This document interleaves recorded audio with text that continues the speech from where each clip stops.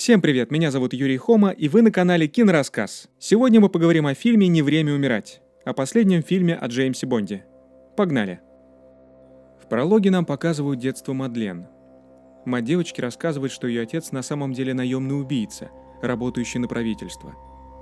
Затем в дом врывается загадочный убийца в фарфоровой маске и убивает женщину. Мадлен сбегает, но затем атакует разыскивающего наемника, стреляет в него из пистолета.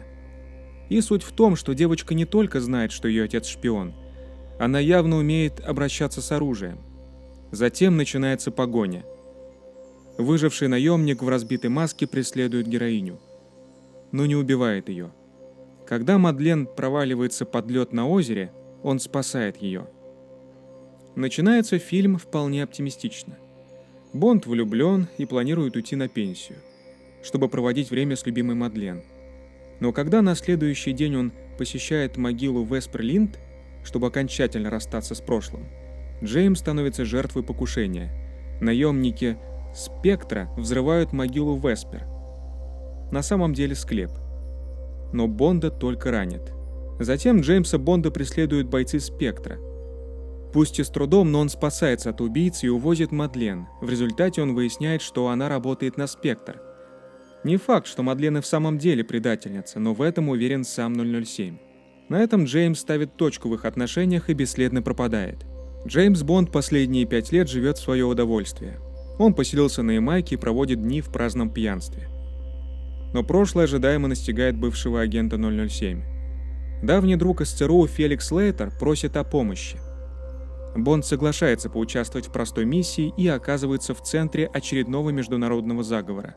Суть в следующем. С подачи М, главы секретного подразделения британской разведки Ми-6, ученые разработали очередное гениальное оружие – программируемый ДНК-вирус. В реальности – рой наноботов-убийц под названием Геракл. Смысл оружия в том, что оно должно убивать только конкретную цель, на которую укажут с помощью заложенной программы, безо всякого сопутствующего ущерба. Но в очередной раз что-то идет не так. Когда секретная злодейская организация «Спектр», которую по-прежнему с тюрьмы руководит гениальный мегаманьяк Эрнест Ставро Блофельд, похищает ученого Валда Обручева, разрабатывающего Геракла, планы М рушатся. А Бонду в очередной раз приходится вернуться к работе, о которой он хотел бы как можно скорее забыть. Поскольку М отказывается обращаться за помощью к Джеймсу Бонду ради поисков пропавшего ученого Вальда, она отправляет по следу новую агентшу 007. Бонду ничто не мешает помочь ЦРУ. Джеймс вместе с напарницей Паломой участвует в миссии на Кубе. Бонд и Палома отправляются на вечеринку Спектра в честь дня рождения Блофельда. Главные герои еще не знают, что Блофельд задумал убить с помощью вируса Геракл своего заклятого врага, Джеймса. Но внезапно выясняется, что Обручев все это время на самом деле работал на другого великого мыслителя, Люцифера Сафина, и потому решил использовать свое оружие против Спектра. Упс. После того, как члены преступной организации «Спектр» в полном составе отправляются на тот свет, Бонд обманывает бывшую коллегу Номи, нынешнюю агентессу 007, и захватывает Обручева, чтобы доставить его ЦРУ для допроса. Но вот это поворот. Коллега Феликса Логан Эш оказывается наемником Люцифера Сафина и стреляет в Лейтера. Следом Эш и Обручев сбегают на самолете, предварительно взорвав судно, на котором находятся Бонд и Лейтер. Несмотря на все попытки, Джеймс не может спасти Лейтера. Но расстроенный Бонд решает выяснить всю правду и возвращается в Лондон. А затем приходит в Ми-6 и уговаривает М позволить ему встретиться с Блофельдом.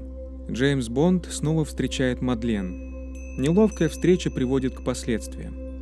Выясняется, что все годы только психотерапевт Мадлен навещала Блофельда. И она не предавала Бонда. Но теперь она готова предать Блофельда, который ее подставил. Все потому, что теперь она вынуждена сотрудничать с Афином. Сафин хочет убить бывшего главу уничтоженного Спектра с помощью Геракла и шантажирует Мадлен жизнью тайной дочери. Впрочем, Мадлен не убивает Блофельда, но заражает вирусом Бонда, и тот становится палачом против воли. Разумеется, М подобному повороту не рад. Но суть в том, что Бонд убеждает бывшего начальника, что знает, где искать Мадлен, хотя на самом деле не знает. Бывший 007 отправляется в родительский дом Мадлен и неожиданно находит ее там. Выясняется, что у нее есть дочь, Матильда. У Мадлен странные отношения с Люцифером.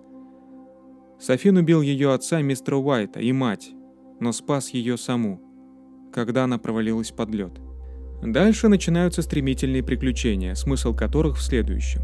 Бонд убивает предателя Эша, но Софин похищает Мадлен и ее дочь Матильду и улетает с ними на крохотный остров, затерянный между Россией и Японией. М понимает, что деваться некуда, и отправляет Джеймса Бонда вместе с Номи на поиски и устранения Люцифера Софина. С помощью мегамозга Q главные герои проникают на остров и узнают страшную правду. Валдо Обручев на высокотехнологической фабрике по заказу Софина производит ДНК-вирус Геракл в огромных количествах.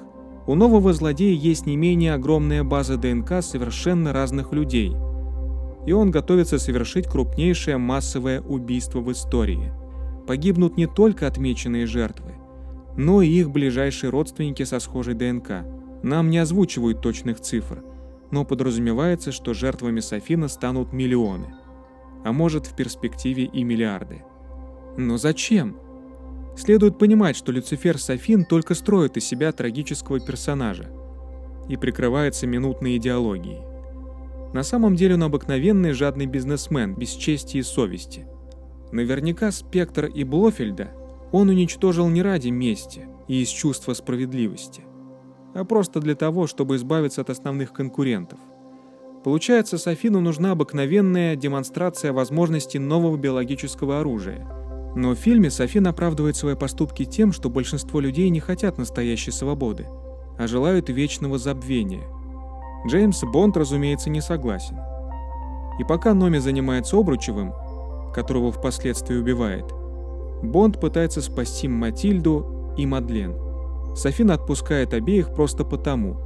И пока Номи ведет их на самолет, Бонд остается на острове, чтобы открыть бронированные ворота перед ударом военной авиации и навсегда уничтожить базу Софина и вирус Геракл. Джеймс Бонд героически сражается со злодеем Люцифером Софином.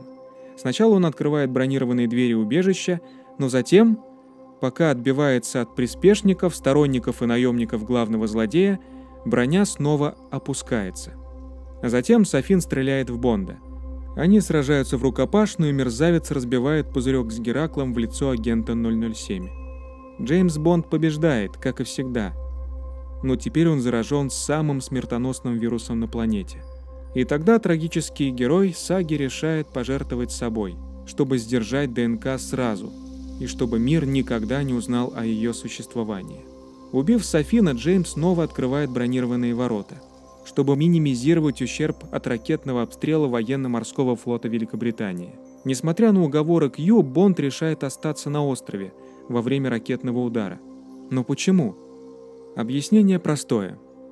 В конце фильма нам четко дают понять, что Бонд заражен вирусом Геракл, который гарантированно убьет не только Мадлен и Матильду, если он вернется к ним, но и большую часть человечества.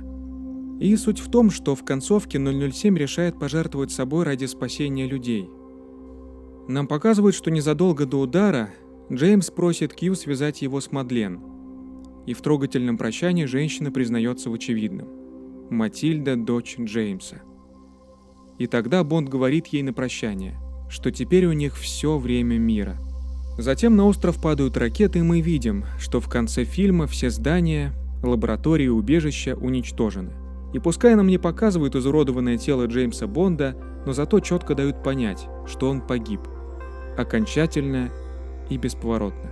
В последних сценах показывают, что М, Q, Номи, Манипенни и Таннер поднимают бокалы, чтобы почтить память погибшего друга. Но затем М говорит, что пора вернуться к работе. А в это самое время Мадлен уезжает с Матильдой и обещает рассказать ей об одном человеке – Бонде, Джеймс Бонде. Итак, для многих было очевидно, что «Не время умирать» станет не только последним фильмом для Джеймса Бонда в исполнении Дэниела Крейга.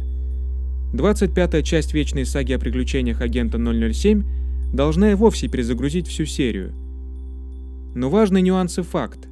Ранее ни один фильм про Джеймса Бонда не заканчивался смертью, собственно, Джеймса Бонда. Поэтому, несмотря на обещания в финальных титрах, Джеймс Бонд вряд ли вернется. Нет никаких причин полагать, что мы снова увидим того же самого персонажа. Всем спасибо за просмотр, не забудь поставить лайк этому ролику и увидимся в следующих видео. Пока!